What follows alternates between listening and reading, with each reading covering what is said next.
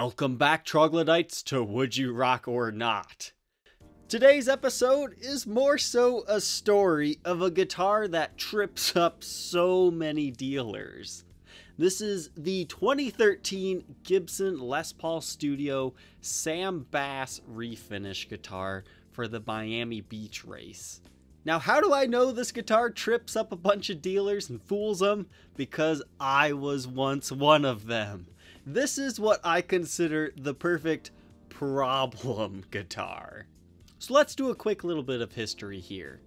Gibson and Nascar go way back. There are quite a few signature models they've done for them.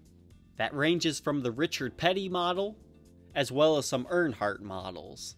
The one thing that most of these Nascar guitars have in common, though, is it's just a graphic bolted onto the guitar. The only one I really like is the Nascar car guitar. It's built very similar to that Zippo lighter Gibson. It's got the single P90 with the wrap tailpiece, but I love the placement of the single volume control knob. It's right there at the center of the wheel. But these were limited edition guitars for Gibson. Then there's the other kind of limited edition. And that's this one. From my understanding, a guy named Sam Bass, who does a bunch of stuff for NASCAR, refinishes guitars as the trophy prize for a race. And you can find quite a few of these guitars out there. This particular one is the Miami Beach 2013 prize. Here you can see a Les Paul Standard that was made over for a Nashville race. But these guitars didn't leave the factory looking like this, so it kind of puts it in a sketchy area for how much it should be worth, because technically it's just a refinned Les Paul Studio in this case. The general market range for a Studio is anywhere between $500 to about $800, so that puts these things at a really weird spot. So on to the story here. As previously mentioned, I did own this guitar previously, and I literally could not sell this guitar at even a break-even point for such a long time. I believe I had purchased it on eBay for around $550, and I thought I got a fantastic deal. In my head, I was like, okay, this is limited edition.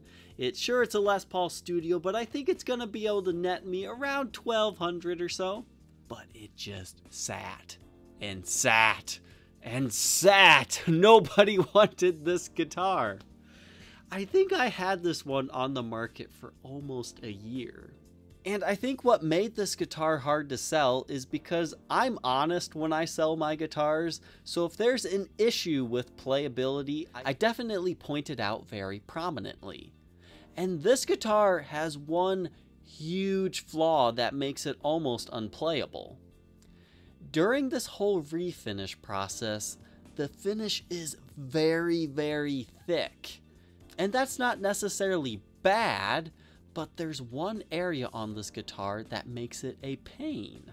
And that's on the neck, right up here kind of by the 12th fret area. The finish actually sticks out away from the neck, and it's kind of chipped a little bit, and it's very, very sharp. You could literally cut yourself if you slid your thumb up on this thing. It is sharp and uncomfortable, and I didn't want somebody returning this guitar to me because of this reason.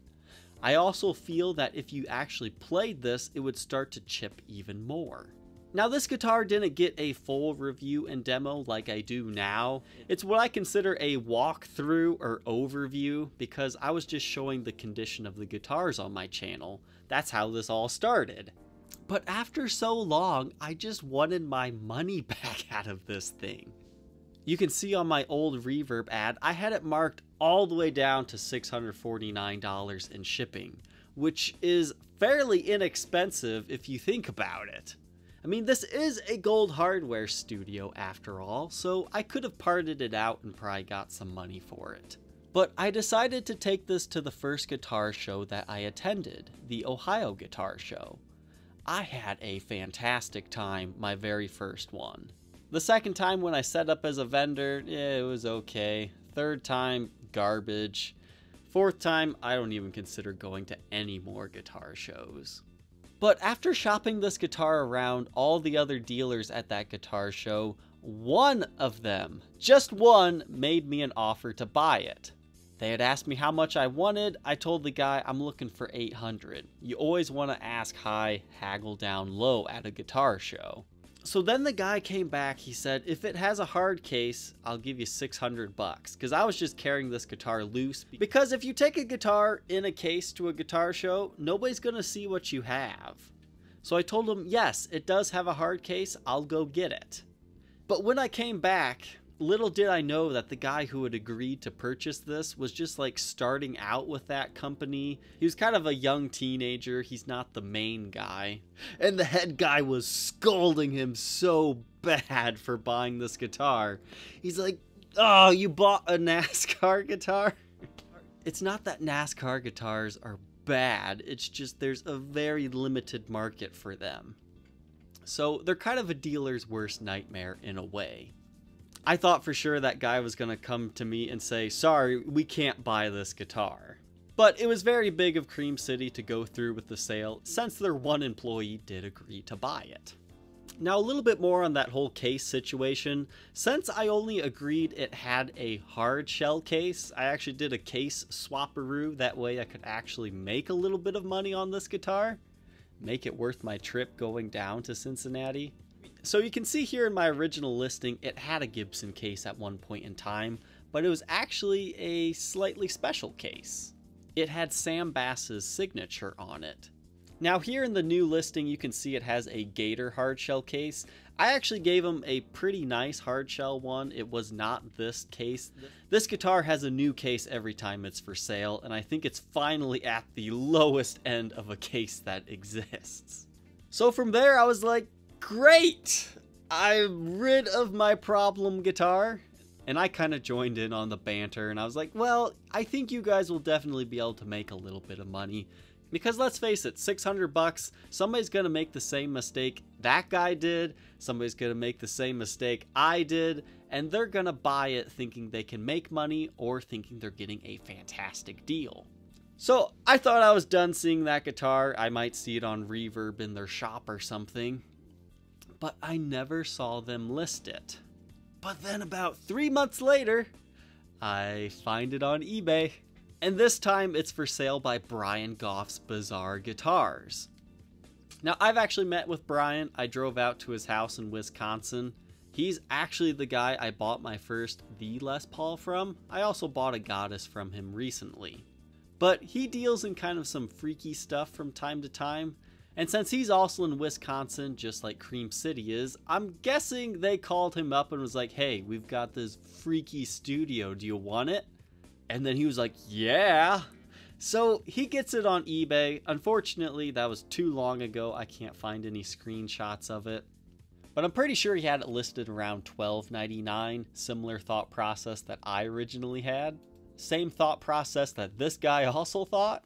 But it sat there, I think probably like 6 months again. And eventually he just did, I think it was an open auction or a very low auction amount, around 600 again. And it eventually sold. He probably took a slight loss on that one. So I don't know what happened with this guitar between Brian and its new owner. It's possible it's this guy, or he might have bought it from someone else. But here it sits again, the old $12.99 price. It'll sit, get marked down, and just continue this whole process of somebody thinking that this is a fantastic limited edition studio. So that is the end of the tale of this guitar. I always get a chuckle when I see it come up for sale, and I thought it would be worthwhile sharing this funny story. It is definitely a well-traveled guitar, similar to that 335S I featured on my channel. So as a studio, if you're looking for something a little bit different, and if you can fix the sharpness of the finish on the side of the guitar, it would be a pretty good player. Honestly, one of these days, somebody's probably gonna buy it and just refinish it. The only question left, would you rock the Sam Bass Nascar guitar or not? Leave your answer down in the comment section below. Don't forget to like, comment, and subscribe. And we will see you tomorrow on the next episode. Take care.